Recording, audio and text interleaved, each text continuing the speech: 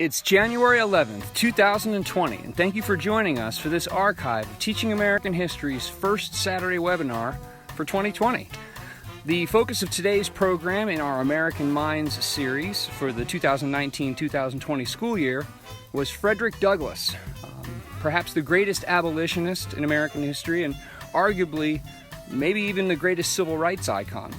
In any case, we were joined today by Dr. Chris Burkett of Ashland University, Dr. Peter Myers, and Dr. Lucas Morell as they discussed Douglass's words through a number of his speeches and letters, his place in history, and his place in the issues of his times. So thanks again for listening.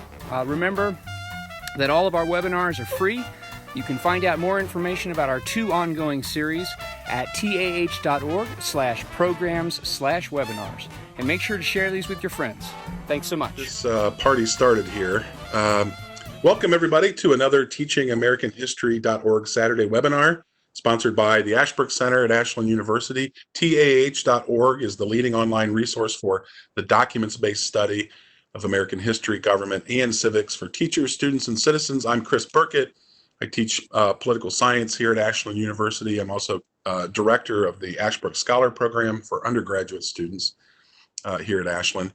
If you're joining us for the first time, this is part of a webinar series this year called American Minds. The point is to pull together some thoughtful scholars, some thinkers. In this case, we have two very thoughtful scholars who have written on our topic for today pretty extensively. And we want to have a conversation about people in U.S. history who either have influenced or somehow reflect the idea of the American mind, which is a term we borrow from a letter that Thomas Jefferson wrote to Henry Lee on the meaning of the Declaration of Independence. Please feel free to join us in this conversation by submitting your questions in the chat box. Please be sure to use the chat box, and when you submit a question, make sure that you submit it to all participants, not just me privately. That way everybody can see the questions that are being submitted, and we will try to get to as many of those questions as possible. In the next week, you'll receive an email with a link to request a certificate of participation, as well as a link to the archived video and audio from our conversation. As always, we encourage you to explore our documents collection at taah.org, and those documents are almost always the foundation or basis or starting point of the conversations that we have. So today we're discussing Frederick Douglass, great American mind, and I'm very pleased to introduce Lucas Morell of Washington and Lee University and Peter Myers of the University of Wisconsin-Eau Claire. Today, again, both gentlemen, very thoughtful scholars, great teachers both as well, and both have written pretty extensively on Frederick Douglass. So thank you both very much for joining us this morning. Glad to be here. Pleasure to be here. It's always a pleasure for me to get you two together and talk about things like this as well. Not that you always have to be together. I enjoy conversations with both of you individually, but when you two get together, you just seem to feed off each other so well. It's always a lively conversation. So, gentlemen, as always, feel free to take this conversation in any direction you think will be lively and interesting and useful to our people who are joining us today. So as usual, I just start off by throwing out a couple of questions. I came up with two questions to start this conversation, and you can pick one or neither if you choose to address. One is more serious, the other is not quite so serious. The less serious question, something I'm just curious about, is why Frederick Douglass chose the name Frederick Douglass, if either of you knows. I'm sure one of you knows. Is there some significance to the name that he chose? But the more serious question, and I'm hoping the question that will form sort of the heart or the core of our conversation today, is why did Fred Douglass love the United States so much? Why did he choose the United States as his country, despite the fact of its history of slavery? So would either of you like to start with either of those questions or neither of those questions? The second one is far and away the easy. Well, I guess the first one's the easier one, but I don't know quite the answer to it because he has his born name and then his adopted names. But I'm going to punt and let Pete tackle that one. But the second, I do know the answer to there that it is. one. I knew it. I've forgotten if it was his New Bedford host family or his New York who suggested that. But at any rate, the name Douglas, I mean, everybody probably knows that Frederick Douglass's birth name was Frederick Augustus Washington Bailey. Bailey. And cool name for, I mean, quite rare for somebody born into slavery. And so he escapes and he has to go under an alias because he's hiding. And so he was in New York briefly, he was Frederick Johnson. And then he was advised that there were a zillion Johnsons, and this wasn't a way to distinguish himself much. And the name Douglas came from a character in Sir Walter Scott. And I confess I have not read it, but there's an epic poem, The Lady of the Lake. And the lead character is this heroic swashbuckling sort. I mean, lots of characters in Sir Walter Scott are named Douglas. And so that suggestion came to him and he liked the idea. And as he became more of a reader, you know, Sir Walter Scott was one of his favorite authors. And that's a kind of a thematic significance. I'm not going to go on and on about this because it's pedantic, but one of the things that disgusted Douglas in the 1850s or so was the Northern response to aggressiveness on the part of the slave power. He thought that, and he thought that there was a certain cravenness to Northern liberalism, and it needed more of a kind of heroic spirit. And so he thought that the stuff like you'd read in Sir Walter Scott was absolutely what the North needed, and so it's kind of fitting that he chose that as his surname. Interesting question that I don't know the answer to as to why, after he was granted his freedom, he didn't go back to being Fred Bailey, because he was kind of proud of his Bailey lineage, and I don't know the answer to that. Huh. Well, that's fascinating about the Scott connection. I had no idea, and I wonder, it'd be great to sometime, maybe not now, but some other time, look into the extent to which maybe his reading of Scott influenced his own writing, because he's a fantastic writer himself, at least in terms of the rhetoric that we get. Yeah. So Pete, the rhetoric that you get, the sort of fiery, heroic rhetoric from Douglas, might be a reflection of the sorts of things he was reading. It might be an interesting. I think, yeah, and I mean, his reading choices reflected that spirit in him, also. I think, but I think there's something to that. Well, I knew you would know the answer to that. Go ahead, Lucas. Sorry, I didn't mean to cut you off. Story novelette called The Heroic Slave. Yeah. I mean, there's your heroism. It's less than 100 pages long. So yeah, that doesn't surprise me. I'm going to just transition over to that. The second question: why did he choose this country? Obviously, tongue in cheek there, because he didn't physically choose it, because it's where he was born. But I think you don't understand Douglas unless you grasp how much, in spite of the obstacles, and I mean, good grief, this guy was born a slave, and the enslavement got worse the older he got.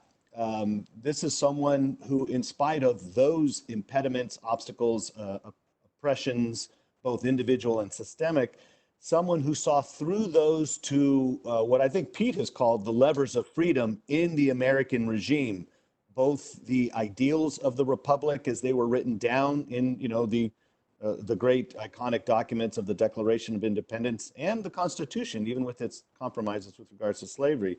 But here is someone who saw past oppressive practices to something that those oppressors actually claimed they believed were the ground of their own political and legal system. The ideals expressed in the Declaration of Independence and the structures, the levers of freedom in the Constitution, practices like the rule of law and courts, trial by jury, that sort of thing. And so he is the grand example of someone who didn't throw out the baby with the bathwater. Yeah, I agree with every word of that, and I want to add a couple of things too. There's a sense in which Douglas did choose his country. I mean, to the extent that anybody really can. Douglas was kind of half driven abroad for a while, right Sure. after he published the narrative, because he put a target on his back because he was still a fugitive. So he went to the British Isles and he became a big kind of abolition celebrity there.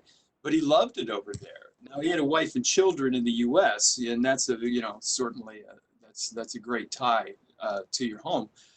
But Douglas loved it there, and it's not inconceivable that it had he. I think I've forgotten where, but he says something to this effect that had I just been seeking my own self-interest, I might very well have stayed there, um, rather than put up with all the hassles in America. And it's worthwhile. We'll probably touch on this at greater length as the conversation goes, to observe that there, some number of Black American leaders during Douglas's lifetime did emigrate, did Yes. go to Canada and some other places. So, and he didn't, and he argued strenuously against it. So he did choose America. So that makes it, so it's a good question why. And to what Lucas says, I would add this, that for Douglas, I mean, a man born into slavery, a man who dedicates his life to the abolition of slavery and the vindication of the cause of liberty. There's absolutely, I'm going to say something kind of grandiose, but I think it's justified. I mean, there is absolutely no better place to be than the United States in the 1850s and 1860s. I would say, in Douglas's calculation, there's absolutely no better place to be in world history, because Douglas thought that the great battle between slavery and freedom, which was the great issue, the great political issue faced by humankind, is taking place here. And that he was born into this world historical moment. Douglas liked Hegel a bit. I'm speaking Hegelian language. He was born into this moment in America where this grand issue is coming to its culmination. I think he believed a version of closely related version of what Hamilton believed in Federalist Number One. Hamilton says, here's the issue. It's not just whether we're going to have this constitution versus that. It's not even just whether we're going to have a union or a bunch of disconnected states. It is rather whether human societies are capable of self-government, whether free government, Republican government is really possible. That's what's being decided right here and now. And I think Douglas thought something very closely related to that in contemplating the battle between slavery and freedom. So yeah, I mean, this is absolutely a choice-worthy place to be, because the promise of America is lovable for all the reasons that Lucas said, and also because here's the great contest. Hey, Pete, if I can add something, I want to actually emphasize something that you said that I don't think we reflect enough on today. You mentioned that Douglas had to flee the country, 45 to 47, because he was, quote, still a slave, end quote, or you said still a fugitive, excuse me.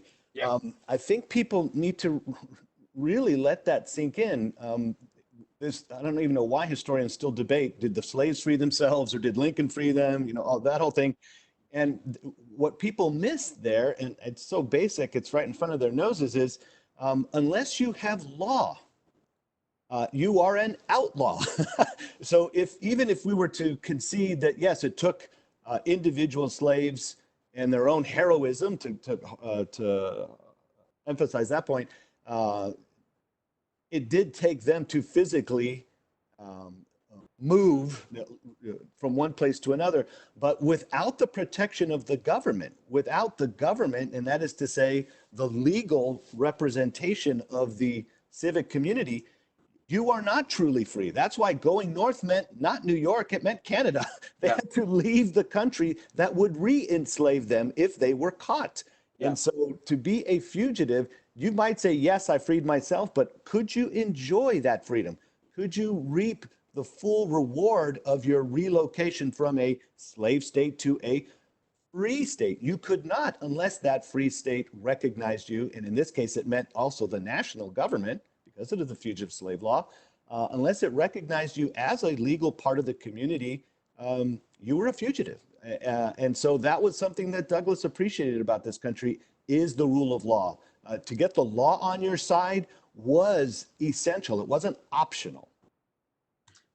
Can I just ask a point of clarification? That's fascinating, Lucas. Can I ask a point of clarification? So did Douglas go to Canada at one point or no? Or did he remain? Not that I know, but I'm sure Pete will correct me. Not to reside. No, No, absolutely not to reside. He went passing through Canada during the John Brown episode. There were warrants for his arrest. Douglas would have been hung because of his the evidence of his relation with John Brown.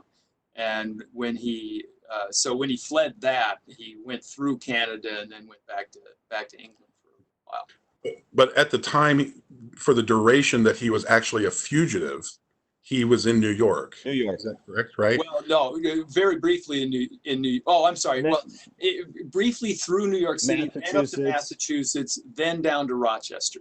That's his itinerary. Okay.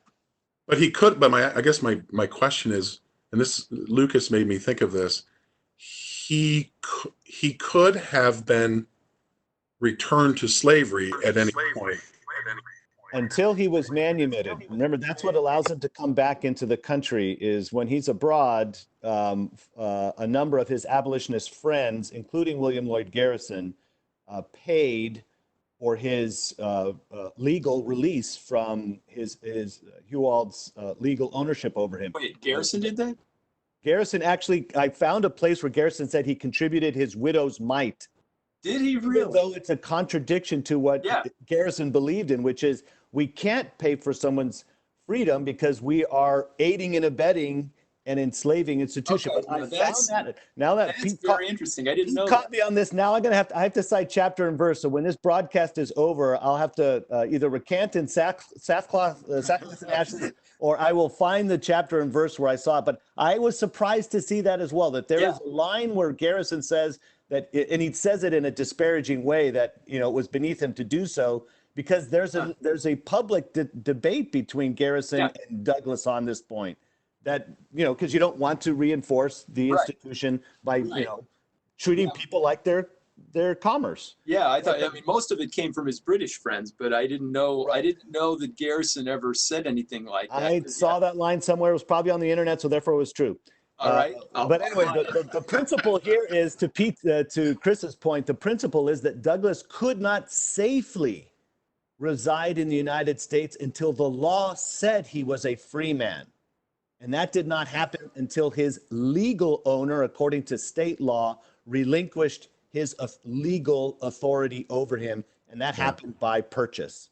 And that's now, when the 1850 revision of the Fugitive Slave Act is passed, that's only a few years after Douglas got back. Guess what? Every free black person in the United States cannot truly say he is free in the eyes of the law, because if he was apprehended, remember 12 years a slave, if he was apprehended, he could not speak in his own behalf at any trial before a federal commissioner. He couldn't have benefit of counsel. And so any free person could be sent down the proverbial river if you were black, because of you wouldn't get a fair hearing in court. And again, this is fascinating. The part of the reason I asked this is I'm wondering, why did Douglas, again, just questions popping in my head based on what both of you have said earlier, why did Douglas choose to stay in the United States even before he was legally free, when he was in danger of being re-enslaved? And I wonder if it's connected again to what Pete called earlier, this his higher cause, his higher purpose, the vindication of liberty. And I love that phrase, because I'm going to get on my soapbox here for a second. We as Americans claim to love liberty, but what I see so frequently today, especially, is for those Americans who love liberty, it's almost as though they love the enjoyment of liberty, or the practice of liberty, or being free to do what they want. But we very rarely hear people talk about the need to vindicate liberty anymore, right? I mean, yeah, we love liberty, and nobody's going to step on my toes or tread on me or this or that. But this idea of vindicating the idea or cause of human liberty is a pretty lofty purpose for Douglas, right? And so it's a very principled purpose for him. But then on the other hand, Pete and Lucas, the way you guys were talking earlier, you kind of made Douglas sound a little ambitious. I mean, in terms of this, what better place to be than the United States in order to achieve this great goal of vindication of liberty? Was Douglas would you describe him as an ambitious guy, an ambitious person? Oh yeah, yeah, Really? Okay. absolutely. I mean, there are a number of ways to get at that, and that's a question you could talk a long time on. So I'll try not to talk too long on that. First of all, just think this is a man who wrote his own his own story, wrote his autobiography 3 different times, depending on how you count. I mean, possibly 4 if you count it a certain way, because he wrote the third one twice. He added to it extensively in 1892. So he wants to tell his story. Why? Because he believes that his story is a very instructive story with regard to the meaning of the country, with regard to the uplift of the people, with whom he is linked. So that's an ambition.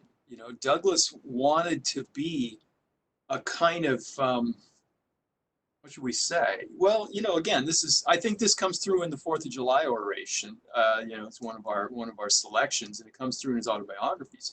Douglas wanted to be a kind of embodiment, both of America in its promise and of Black America. I mean, if you think of the story of America itself rising from, a kind of low origins against very great odds to become an exemplar of freedom in the world, well, that's what Douglas did, in his personal life. And if you pay attention to the way that the sequence of events unfolds in his autobiographical story, he presents his life as a series of revolutions, a series of revolutionary moments and turnabouts. So there's that, and just what prompted your question in the beginning, the immense risks that he took when he became, in the early years in the 1840s, a Garrisonian lecturer, Right. when he's still a fugitive.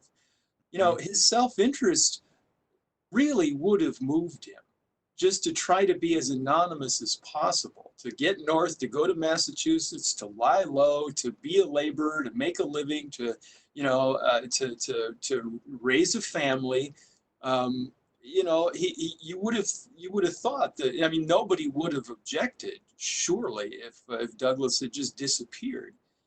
But he did the opposite. He put a target on his back by going around giving these anti-slavery speeches, and he very quickly became famous because he was such a gifted orator and because he had such a compelling story to tell.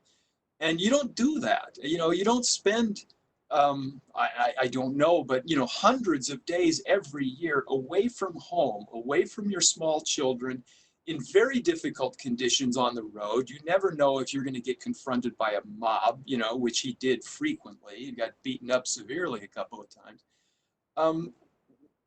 Who does that except somebody who just absolutely burns with a passion to strike a blow against an injustice? So that's not exactly ambition, but it speaks to the kind of ambition that moved him. It's an ambition tied to a deep dedication to a principle somehow, right? Yeah. I think so. I think it was a sense of connection to the people who were enslaved. I mean, a sense of moral sympathy also. But he had a guy, a character named Father Lawson, who was a man who was enslaved. This is in his associations in Maryland, who was not himself literate, or at least very much literate, but he was a Christian, and he seemed to know the contents of the Bible some. And young Frederick forms an association with him, and Frederick can read. And so, he gets kind of instructed in the meaning of the Bible, and he can read these passages to this guy, Father Lawson, who told him at one point, "I believe you're destined to do something great." And he makes a point of saying this in his autobiography, that this is something that stuck with him. This guy was a father figure to him. And that stuck with him, that he had this belief since he was a teenager, that he had a destiny and he was going to do something great in the world. Yeah. Thanks, Pete. Sorry, I couldn't find my unmute button there for a second. I apologize. That's great. So, and I wonder also the extent to which the fact that he had been a slave influenced that sort of ambition as well. When you read his narrative, once he realizes he's capable of being free, he seems to be just, afire with the desire to prove that he is the equal to any man in a certain sense, right? In the sense that he wants to prove his human beingness. Yeah. So that's a lot of factors involved there. Can we shift gears for just a second? This is a great line of thought. I hate to kind of break it, but we've got a couple of interesting questions coming in. Mm-hmm. Kristen asked, what was Frederick Douglass's reaction to the Dred Scott decision?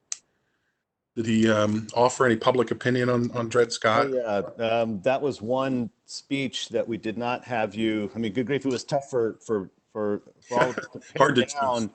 There are so many quintessential speeches of Frederick Douglass. That was one that we left out. It's a lengthy speech, and it's a remarkable speech. I'll just mention a few points, and then again let Pete fill out the ones I left out. But it's a remarkable speech because you would think this has got to be the worst thing to happen for Black Americans, because it essentially says that slavery could spread into all the federal territories. It was a 7-2 decision.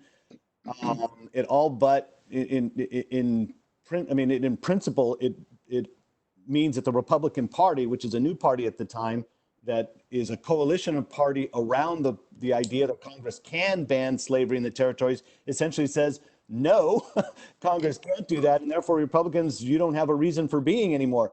The Dred Scott case says that a Black man has no rights that a white man is bound to respect. This is from the Chief Justice of the United States, Roger Taney.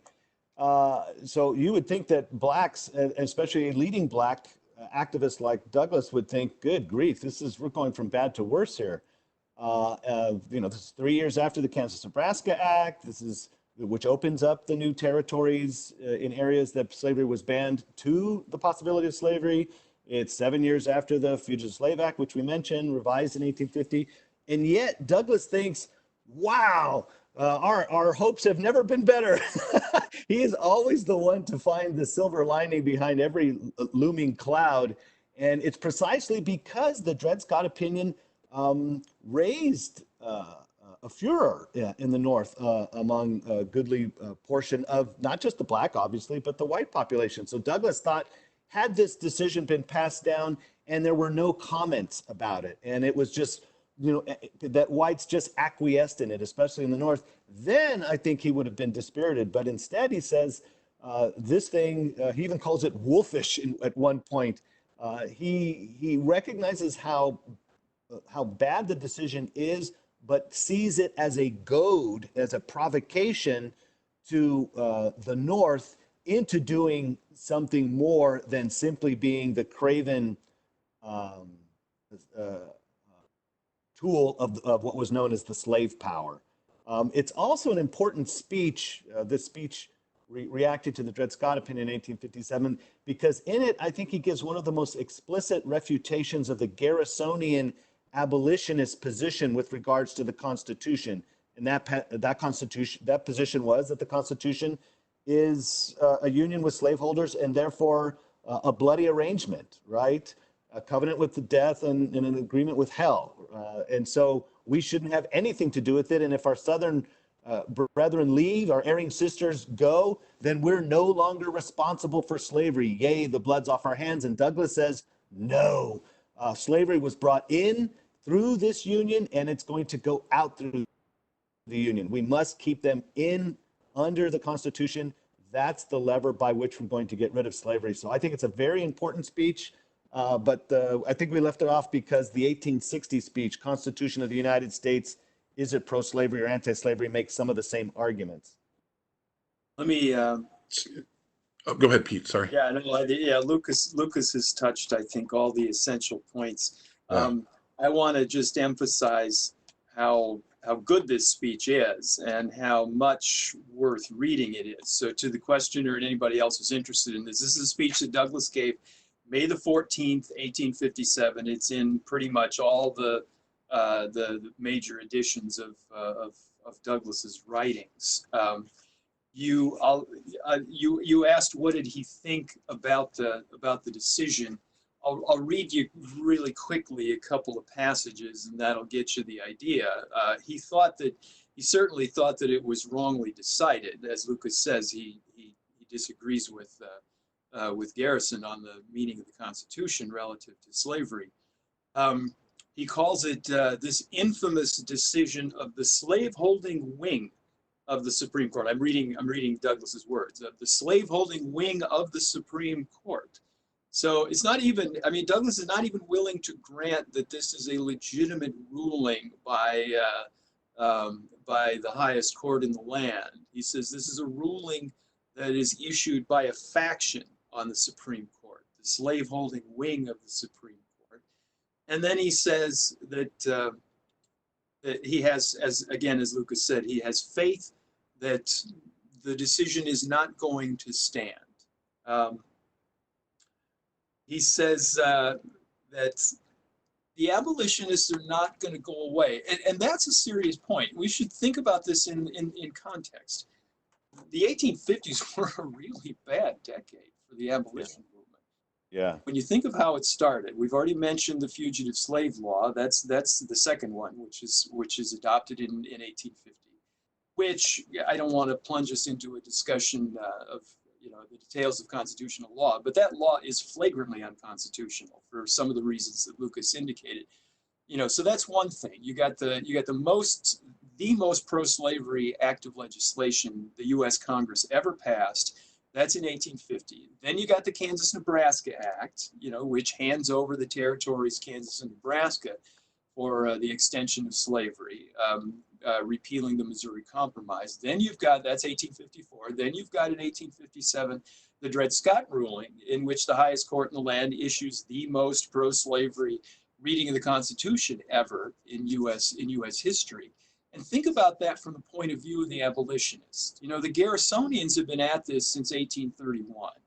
Douglas himself has been at this since 1841. So we've been at this for decades. We've been hammering away at public opinion about slavery for decades. And what do we have? We got all the institutions of the U.S. against us. This looks hopeless. And you got Martin Delany a few years earlier, Douglas's former co-editor, saying, look, this is the wrong reading of the country and the Constitution, but it's the one that's prevailing. We got no hope. Let's go to Canada. And Douglas saying, no, in the face of all of that, Douglas saying, no, there is cause for hope. And I think it's not just kind of whistling past the graveyard. Douglas believed that slavery was doomed and that the Dred Scott ruling was going to help doom it. The abolition movement is not going to go away because it's rooted in human nature. I mean, a simple, too simple, but but tolerably simple way of putting it is to say that he thought the Dred Scott decision couldn't last because the Declaration of Independence is true. And the Declaration of Independence is true because it reflects a love of liberty that is in human beings, that everybody deep down knows that slavery is wrong. One last sentence here. When he's talking about the vitality of the abolition movement, he says that what the Tony Court was trying to do was just to settle a question that had become clear to everybody in 1850 was deeply divisive, was endangering the country as to a prospective civil war. And so Taney wanted to just end the argument, and cast an authoritative judgment, settle the question, prevent civil war. He did the opposite, but that's what he was trying to do.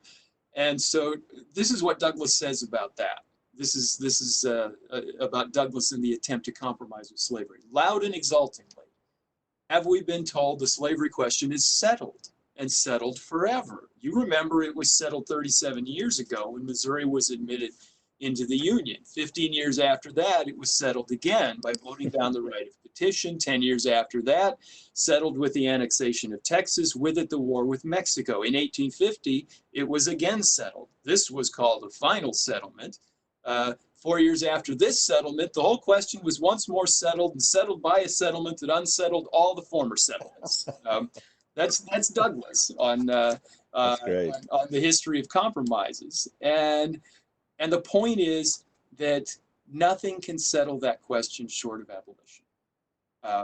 And the Dred Scott ruling, the settlements that are getting unsettled and have to be resettled are getting more frequent in time, which is telling Douglas that we're coming to a culmination point.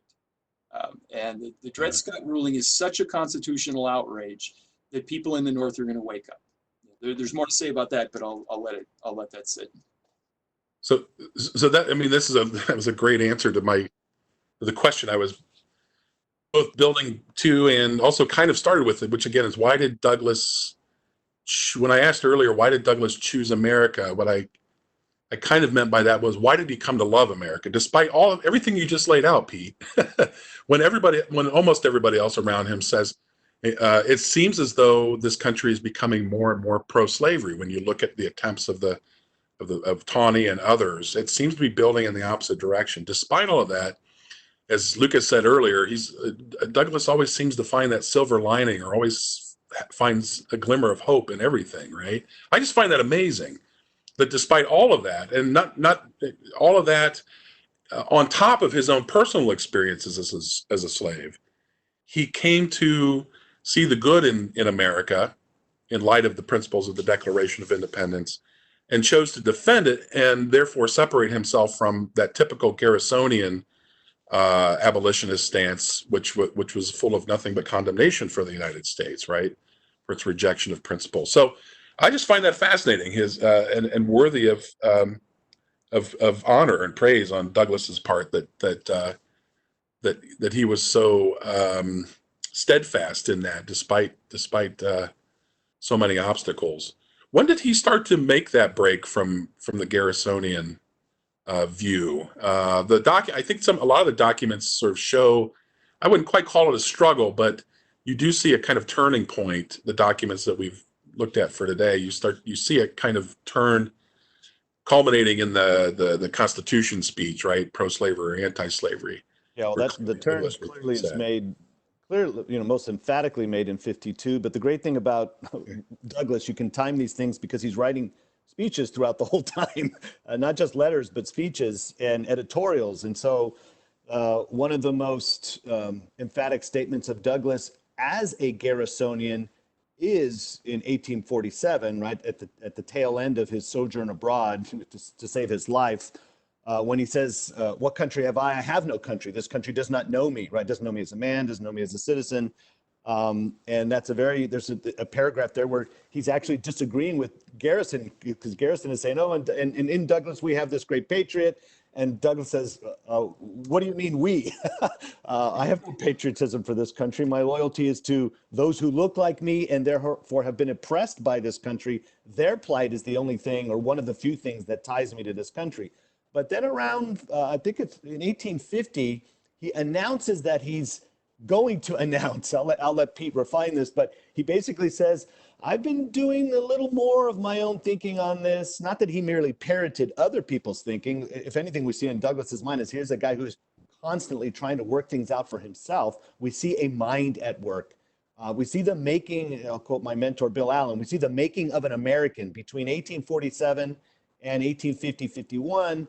And then it reaches the full flowering in this "What to the Slave is the 4th of July" speech in 1852, where Douglas, editing his own newspaper, reading some other folks like Wendell Spooner, Lysander Spooner, Wendell Phillips, Garrett Smith, and then becoming persuaded that the Constitution is not pro-slavery as he used to think, but pro-liberty, right? It leans towards freedom, as he says. And so I would say it's between 47 and 52. But we see the tipping point somewhere around 1850. How would you refine that, Pete? Yeah, no, I think that's right. I would say that there are a couple of moments in 1847 that set him on a different course from the Garrisonians. And one of them is, as you alluded to, when he became a newspaper editor. And he wanted his paper to be a forum for different variants of abolitionism. Not only the Garrisonian, I mean, that was well represented by the Liberator, but also the political abolitionists, as they were sometimes called, the Liberty Party. And so giving a representation to that view and trying to treat it fairly moved him to do a lot of reading. This is what he says in his second autobiography, in My Bondage and My Freedom, which, by the way, for the teachers out there, is I think the best of the three autobiographies, because it's the most philosophically deep of his autobiographies. But leave that aside. So he starts his course of reading, and he reads the things that that Lucas mentioned. I think especially Lysander Spooner is important in the formation of his mind on the Constitution, and he changes his mind. That's one thing. The other thing that's important that happens in 1847 is he meets John Brown for the first time, and John Brown is persuading him that the Garrisonian doctrine of moral suasion, that what we're trying to do is talk slavery out of existence. That's a polemical way for me to put it. But what we want to do is convert the slaveholders. We do not want to do this by force of arms, nor even, this the Garrisonian speaking, nor even do we want to do it by force of law, because the Constitution is illegitimate. And the way the Garrison reasoned about this, to participate in politics would mean implicitly to render a kind of tacit assent to the legitimacy of the Constitution. So it would be an unprincipled thing to do. So the Garrisonians renounced politics. And Douglas sort of bought into the renunciation of politics. He never bought into the renunciation of physical violence, at least in self-defense against slaveholders. And now John Brown is telling him, look, this is really foolishness. That slavery will not be overthrown in the United States without force of one kind or another. And Douglas came to be sympathetic to that. I think the last straw really is the enactment of the Fugitive Slave Law in 1850. I think he comes to think, we got to have the law on our side. We've got to have the Constitution on our side. So there's an urgency about his rethinking. And yeah, the conversion is complete. You see him wavering from 47 to 51, and the conversion is complete in Pete, just a quick, or Lucas, either one, a quick follow-up to that. Lacey asked, would his shift away from Garrison be related to his change in legal identity from slave to free? I would say only indirectly. The Garrisonians weren't really a source of protection to him. For one thing, they were terribly unpopular themselves. Yep. For another, he's employed by making speeches in public as a fugitive. He's employed by them. So not so much that, but it's indirectly related in the sense that Garrison's, the same Britishers who gave him the money, or most of the money, to purchase his freedom from Hugh Auld, also gave him money to buy a printing press and urged him to found a newspaper. And Garrison didn't like that. And the founding, maybe because it was a rival paper, maybe because he thought Douglas was more effective concentrating his energies as an orator. It isn't clear, but Garrison didn't like that. I mean, some people say for paternalistic reasons, possibly true, I don't know. So the break from Garrison starts with him becoming an editor, and then the ideological change follows.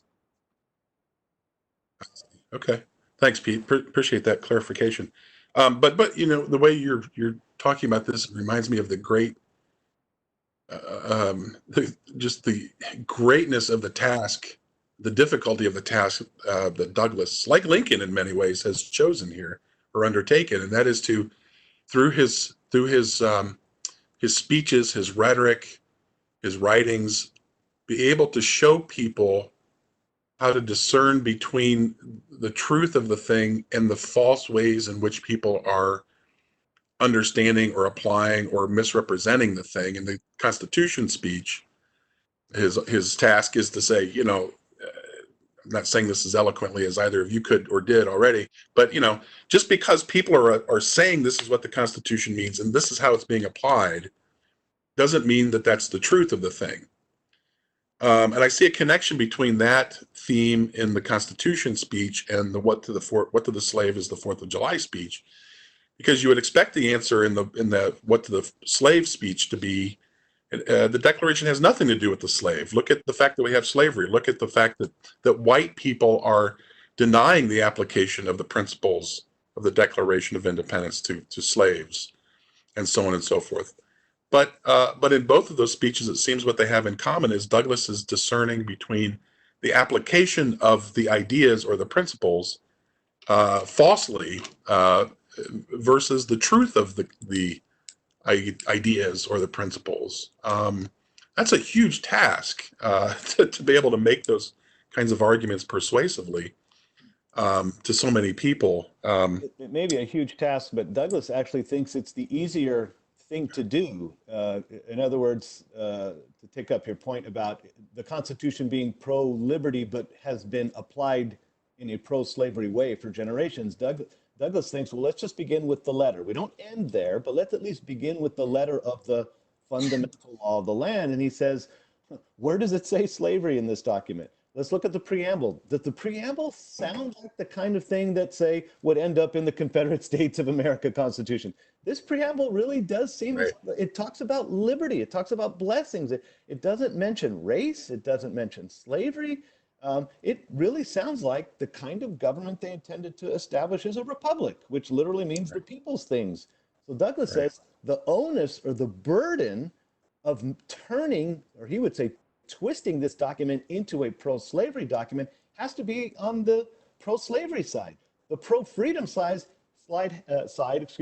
has almost everything on its side. The letter is almost entirely, and he of course reads it entirely on the side of freedom. But he thinks, this is a good tool that has been used for ill purposes, to put it lightly.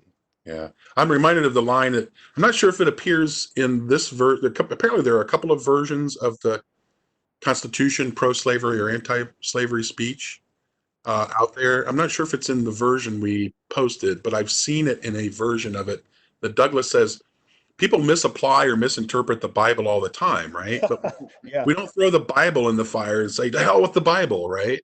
Yes. No, you press the Bible more closely to your heart. You search it for its truths more presently, right? And so on and so forth. I think that's a great analogy. So we've got a ton of great questions coming in. So I'm going to turn to some of these questions. First one that strikes me here is Brian's question. Did Douglas find John Brown too radical in attacking slavery? I mean, you mentioned, one of you mentioned John Brown earlier and his influence on Douglas.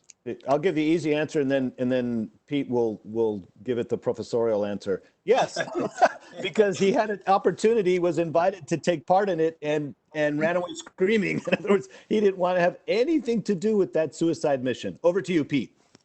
Yeah, I would say yes and no. I mean, yes is a good answer. I think yes is the better answer, really, to this question, because John Brown really was too radical. But I mean, I think the way that Lincoln thought about John Brown is about right.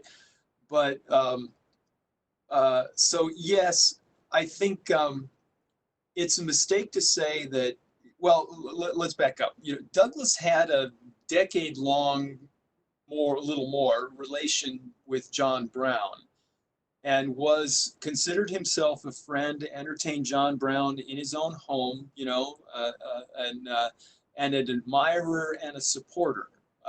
And Douglas has very little, actually, I'm not sure there's literally anything condemnatory to say about John Brown's activities in Kansas, when Kansas becomes Bleeding Kansas in 1856. When it comes to the Harper's Ferry episode, John Brown has these kind of what turned out to be very grandiose plans. the plan that Douglas was acquainted with was relatively modest. One of the interesting little sidelights here is that it's the plan that Douglas was acquainted with is actually very similar to something that Abraham Lincoln asked Douglas himself to do in 1864, which was to try to find a way, in effect, to supercharge the Underground Railroad. To try to find a way to make incursions into at least slaveholding farms in the Upper South, to try to run off as many people enslaved as possible before the war would come to an end, because Lincoln thought that he was gonna lose the 1864 election. Now that's originally what John Brown is contemplating. He wants to find an outpost up in the hills, I think in Western Virginia, and make these sort of, not so much, I was going to call them kind of guerrilla raids, but not with the sense of doing violence to the slaveholders necessarily, just with the sense of helping slaves escape. Now Douglas is on board with that, but when they come to actually execute the Harper's Ferry plan, and it has turned into a design to take over a federal arsenal and arm oneself, and therefore put oneself in opposition to the U.S. government. Douglas says, no, no way. And I think he thought it was suicidal, but I think Douglas's reasoning is more than just motivated by self-preservation. I think Douglas thought, and this is consistent with his break from Garrison too, when the abolitionist movement had a tendency to become anti-American. All reform movements have tended to do that, at least have had that propensity in U.S. history. And the Garrisonian version was to publicly burn the Constitution and so forth, and call for disunion. And John Brown's version was to attack a federal arsenal. And I think Douglas thought that was just a grave mistake, to put the abolition movement on the side against the U.S. government. That's suicidal, not just in a personal bodily way. That's suicidal for the movement. So yeah, so that's a long-winded way. Lucas called me professorial, so I gave you a professorial answer. That's a long-winded way of saying, the answer is yes. He was too radical, but it is also no. I mean, Douglas has time to reflect.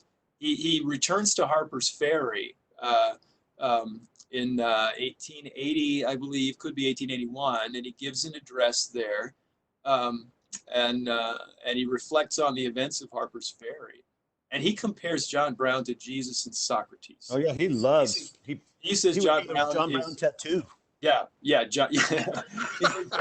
John Brown is one of the greatest men of the 19th century, and Douglas never retracted that opinion. So he always had these really overwhelmingly glowing things to say about John Brown, even though I think he understood the untenable radicalism of the Harper's Ferry assault. That's great. He calls him our noblest American hero in that speech. I'm doing a quick check here. Yeah. Oh, by the way, that reminds me, hopefully we'll get a chance to talk about his oration on Abraham Lincoln and maybe compare him with Brown in a little bit. But we've got a number of other really good questions, some of which were submitted much earlier. Danita asked about Douglas's view on the connection of education and freedom.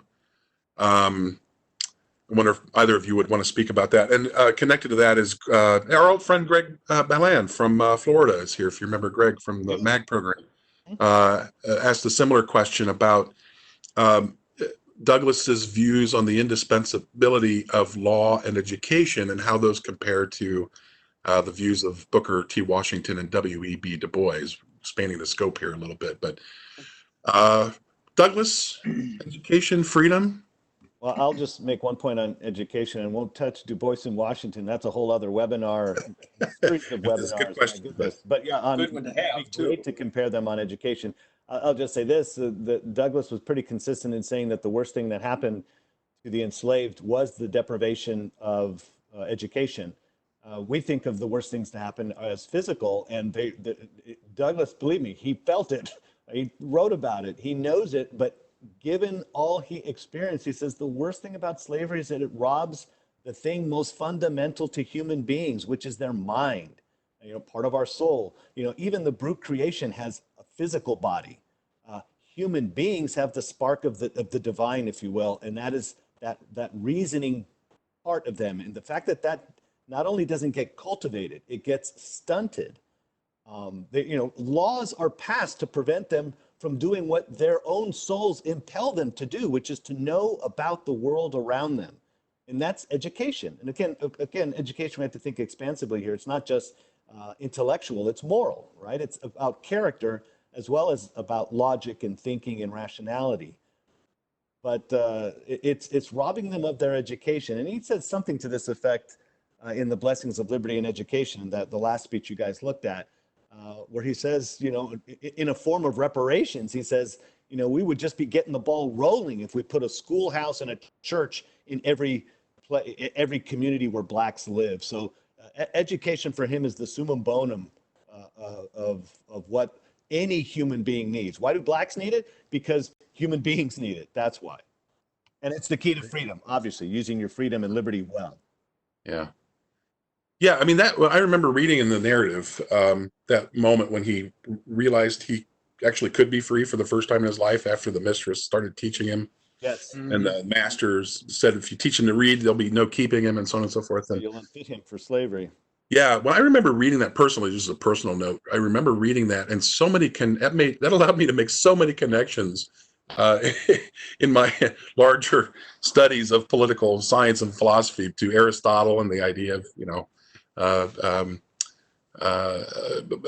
John Locke, liberty consists in ordering one's own actions well, and what a great,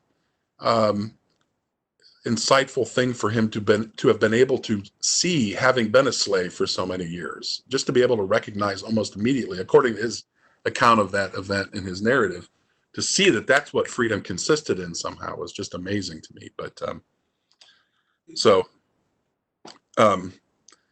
thanks, Lucas. That was great. Again, there were a couple of questions having to do with Lucas. You mentioned the last speech on the blessings of liberty.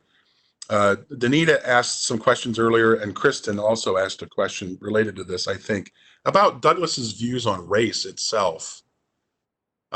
This could get very complicated, I know, but Danita noticed that in the Blessings of Liberty speech, Douglas seems to talk about race in a way that suggests that race is a human construct, and maybe leaves it open, or opens the question as to whether thinking in terms of race is healthy or not for society. What can you either of you talk about Douglas's own views on race itself?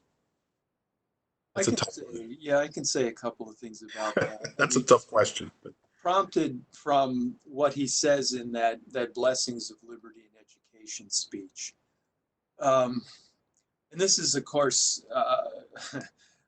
this has huge significance for our present circumstances in the world of education.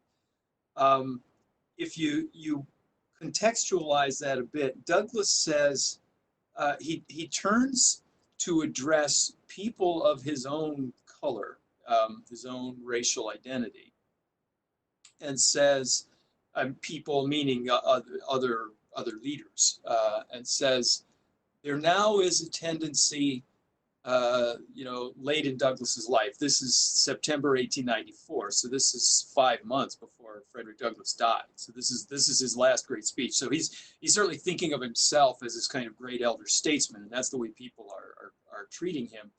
But there's also a younger generation of leaders who are treating him as something of an irrelevancy, and Douglas is commenting on this, saying that in the present generation, there's way too much thinking in terms of race. And this is partly, if you want to read somebody brought up Du Bois, if you want to read a counterpoint to this, Du Bois' essay, The Conservation of Races, this was a speech and then an essay, in 1897 is right in this same context. And this is a period in which there's a racialized Darwinism that is justifying, again, white supremacy. And Du Bois's response to that is not to say, well, we should just do away with race thinking altogether because it's always been harmful to us and divisive to everybody. Rather, Du Bois says, no, we can embrace this kind of racial Darwinism, just we need a more positive view of how blacks fit into this, or people of African descent. And, and Douglas, I don't know that Douglas is speaking directly to W.B. Du Bois. I think he's not in the Blessings of Liberty. But he's speaking to that kind of mindset, that this is a big mistake, that there is no moral qualification that arises from racial identity. That what makes us worthy of rights, what makes us moral beings, are human qualities, human faculties, not racial qualities. And so an education that concentrated its efforts in trying to pump up people's sense of racial identity, kind of like the one that that our institutions have started to encourage, would have been, from Douglas's point of view, a gigantic mistake. And I think he says that I'm going to say something more useful than palatable on this subject. He knows that he's going to get some flack, but he thinks this is a really big mistake. There's subtle qualifications of this. I think Douglas was sort of like Lincoln in his approach to race, in the sense that race thinking should be put in the course of its ultimate extinction. Sometimes it's necessary. Sometimes it's kind of forced upon us to think in terms of racial unity, but it's never something we should make a principle of.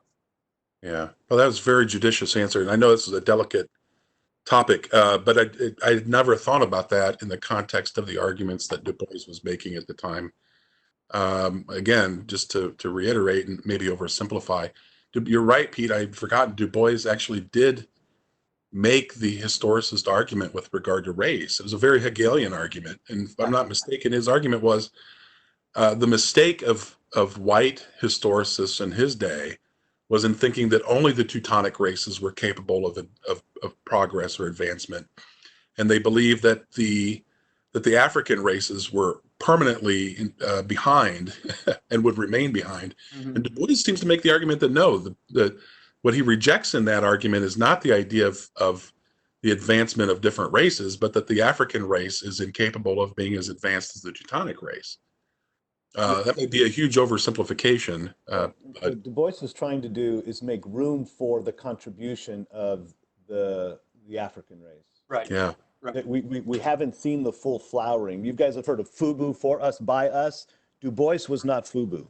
He was by us, for everyone. Yeah. He thought because the Teutonic race has made its contributions to world civilization, the Anglo-Saxon race has done their contribution. We have yet to hear completely. We see signs of it, especially in America. We see signs of the black contribution to world civilization. Right. And so what Du Bois is trying to do, and I don't think he can, at the end of the day, he can square that circle, certainly not in that essay. He's trying to say that if we can think about race in a way that isn't hierarchical, then we can look, the title of the essay, we can conserve, we can hold on to race. Blacks should act and think and work as blacks for the sake of their race, knowing that what comes out will be of benefit to everybody, just the way we're benefiting from what the Germans gave us, what the English gave us, what he would call the Asiatic races gave us. Blacks are going to do their share towards that. His problem is that in America, his definition of race encompasses something that is less material and physical and more spiritual and, as he puts it, psychical, right? What's the great book? The souls of black folk, not the skins of black folks or black folk. And I think he works ultimately at cross purposes with himself because he wants to hold on to race, even as he teaches us as a sociologist that physically those components of race are becoming less and less determinative of a race. It's more of a culture. But then again, We're here to talk about Frederick Douglass. Well, sorry, I got us a little off topic there. I apologize, but still, it's amazing. Good stuff. So Douglas is able to rise above that that hierarchical view of race because of his, again, attachment to a principle which says a human being is a human being, and that forms the basis of some sort of equality. And demand for that, which can work against the hierarchical way of thinking about things. That's a tough question. I think you both dealt with that very well. How about a little more practical question? We only have about 7 or 8 minutes left. Austin asked a question about Douglas's views on some of the, if I remember correctly, some of maybe Lincoln's policies. With the war, this is Austin, with the war starting in 1861, why did Douglas wait until March of 1863 to make a call to arms? Was he simply waiting on Lincoln to make a bold move like emancipation? Or was he tired of former slaves being utilized for labor? So we can expand that question if you want. I'm interested in on Douglas's views on Lincoln's wartime policies, to the extent that we know Douglas's views on those things. Well, okay. Here. Let me say something first, because then Lucas can be the professorial one talking about how Lincoln plays into this. But Douglas was. I'll try to answer the narrow question and the broader question too a little bit, Chris. Douglas was very, very frustrated with Lincoln in the early years of the Lincoln presidency. From first inaugural address onward, he thought the first inaugural was sort of a craven surrender of principle. He hated the first inaugural. He thought that the prosecution of the war was half-hearted. He thought that the dedication of, or the framing of the war's objective as restoration of the Union, preservation of the Union, was amoral and objectionable on those grounds. So Douglas had been calling from the outset for, as he called it, an abolition war, to make the objective of the war emancipation, universal emancipation. Right now, along with that, I think I object a little bit to the premise of the more particular question, because it was a part of Douglas's advocacy of the abolition war that he did want black men enlisted into the Union forces, and he says this pretty regularly from the beginning. It becomes a public campaign in which he's, giving these speeches directly on the subject only in 1863, because only in 1863 does it become a realistic possibility after the Emancipation Proclamation, when Lincoln mentioned it, and so I don't think it's a matter really of Douglas waiting. Douglas had been objecting all along to the manner in which the Lincoln administration was prosecuting the war and the rationale for it, and his sense that, his belief that, his insistence, we should say, that Black Americans should have an active part in fighting for their own liberty. Yes, was really there from the beginning. Yeah, and I'll just add quickly to paint in darker relief that Douglas, from the get-go, editorial May 1861, How to End the War. Notice he doesn't mention emancipation in the title, but he says, you want to end the war? Wow, that's interesting. What Pete said, turn it into an abolition war. Mm-hmm. Immediately emancipate the slaves and turn them into a liberating army. A fundamental difference between Douglas and Lincoln is precisely their interpretation of what the Constitution empowers our elected leaders, president, legislature in particular, Congress and the president.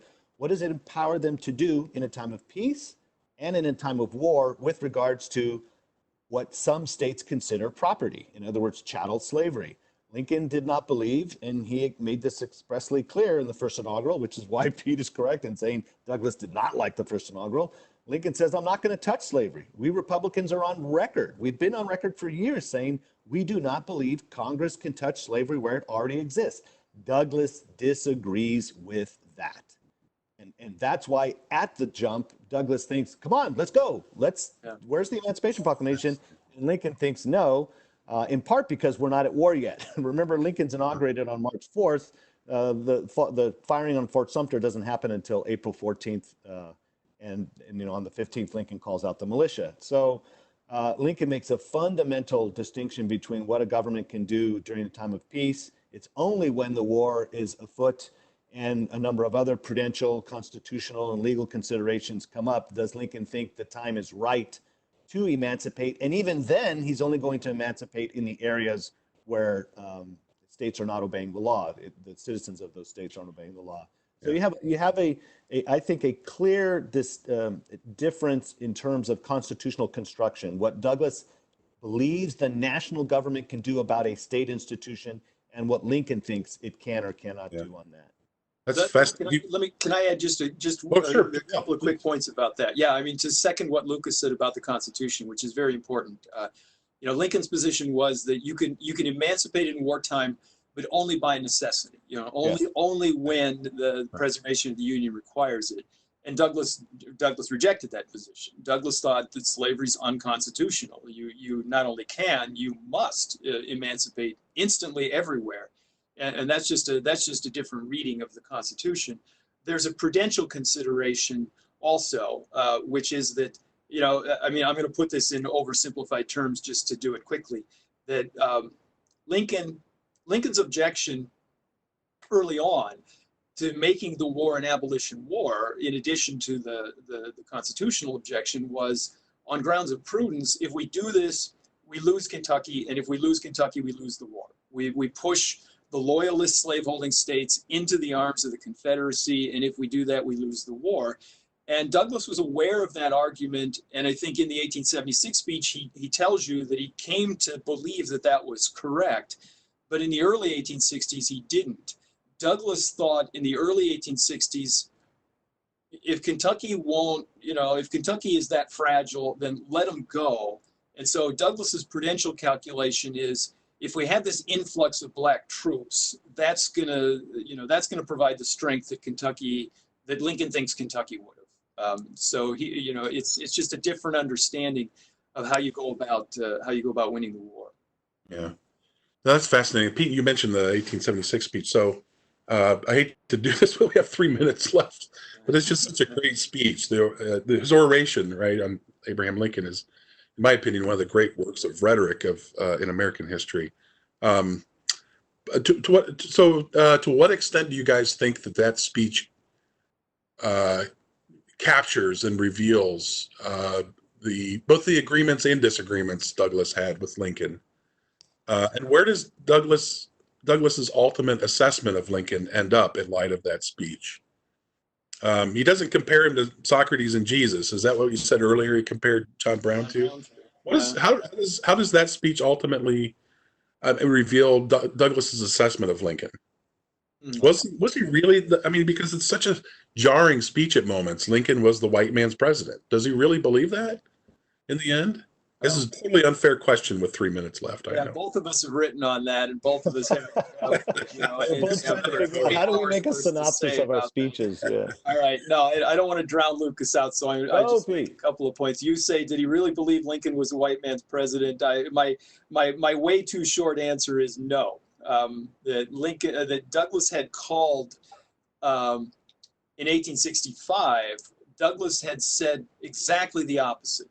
In a eulogy of Lincoln, he said that Abraham Lincoln was emphatically the black man's president. And in 1876, he calls him the white man's president. Did he change his mind? My answer is no. He made a judgment that it was prudentially wise under the circumstances to present Lincoln in this manner. How it's prudentially wise, I'd have to say a lot more about to explain, but I said I didn't want to drown Lucas out, so you got the. Well, I'll rush in here. Where angels fear, maybe even the better angels. Haha. The change there from emphatically the black man's president in June 1865 to April 76, preeminently the white man's president, is rhetorical. It's 1876, and Reconstruction is falling down all around Douglas. And right now, the last thing black people need is for white people to think that Lincoln was simply the great emancipator, and that now what Lincoln has to teach the nation has already been wrapped up, and we can just put that in a book and never refer to it again. He says in this speech, which lauds blacks for erecting one statue to Lincoln. He says whites should be erecting statues of Lincoln all over the country. He saved a union.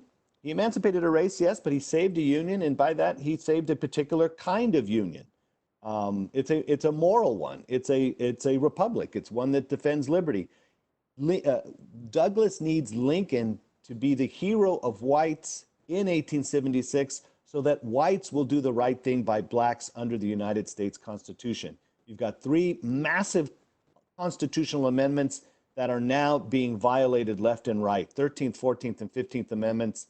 They are now being turned into a dead letter in the South under so-called redeemed or redeemer governments. These governments are now being run by former rebels, former Confederates. That's not good for white America. It's not good for black America. And so Lincoln cannot be seen simply as a black man's president. He has to be seen as a white man's president, and therefore to inform and shape national policy so that it redounds to the benefit of all Americans, regardless of color. Douglas had always said that the Constitution does not recognize color as a criterion for the protection of any person's rights. I think that's a telling statement, and one that we do well to wrestle with today. Lucas, that is that was excellent. For 2 minutes, that was fantastic. Putting that speech into perspective. Very, very. How about one more minute, 30 more seconds on that speech? We're over. I'm not paying you for overtime, just so you know. All right, fair enough. He thinks he's getting paid by the word. But one of the keys of the speech comes right at the end when Douglas says, beginning of the final paragraph, fellow citizens, and that means black Americans, we have done a good work for our race today. Okay, so you ask, all right, why does doing a good work for our race require presenting Lincoln in this ambivalent sort of way, presenting him with a greater ambivalence than Douglas really felt about it? And two quick answers. He wants to say something a little different to whites from what he says to blacks. He's got whites and blacks in his audience. It's a Washington, D.C. audience. And he knows it's going to be paid attention to nationwide. To whites, he wants to say, Lincoln is your model. He says, Lincoln was not our man or our model, and the implication is he was yours, for whites. And so by presenting Lincoln as somebody who harbored, as Douglas calls them, unfriendly feelings toward our race, he's presenting Lincoln as somebody who was the great emancipator, despite the fact that he harbored prejudices. And I don't think Douglas really thought he did harbor those prejudices, but he presents him in that way because he says, look, you can take this guy as a model. He came from nothing. A lot of you did. You can rise morally, as well as materially. And, you can become like Lincoln. You can overcome your prejudices. That's to whites. To blacks, the idea is that Lincoln is a fallen savior. And we don't need saviors at this point. Lincoln was a great benefactor to us. Elsewhere in the speech, he calls him our friend and our liberator. But we don't need saviors. What we need is the right to vote, is to become our own saviors. And so that I think is a way of explaining the two-sidedness of this presentation. That's great. Yeah, that's great. I love the way both of you are helping provide this deeper context for that great speech. So if we had another hour, I'm sure we could work through that. But hey guys, I really appreciate your time and your thoughts and sharing your minds with us this morning. This has been very very enlightening, and I've enjoyed it very much. We've come to the end of our time, so thank you again very much. I look forward to the next time we get a chance to do this. So yeah, it's been great. Hopefully it'll be soon. So thank you, gentlemen. Pretty soon, isn't it? We're talking about Plessy next month. Oh, that's right. Yeah. Yeah. Excellent. All right. Well, until next time, gentlemen, thank you very much. And thanks to all of the participants joining us today. We got a lot of great questions. Sorry we didn't get through all of them, but we got through a number of them. They were excellent. Just a quick reminder about the email you'll receive with your link for a certificate of participation. If you enjoyed our conversation today, our webinar today, please look into the other resources that Ashbrook provides, including free one-day seminars in over 20 states. Again, documents-based conversations. You can find a full schedule of those seminars by state on the TAH.org website. Just click on seminars at the top of the screen and select one-day seminars as the category. And please spread the word about our programs by sharing links to the webinars and other things on social media.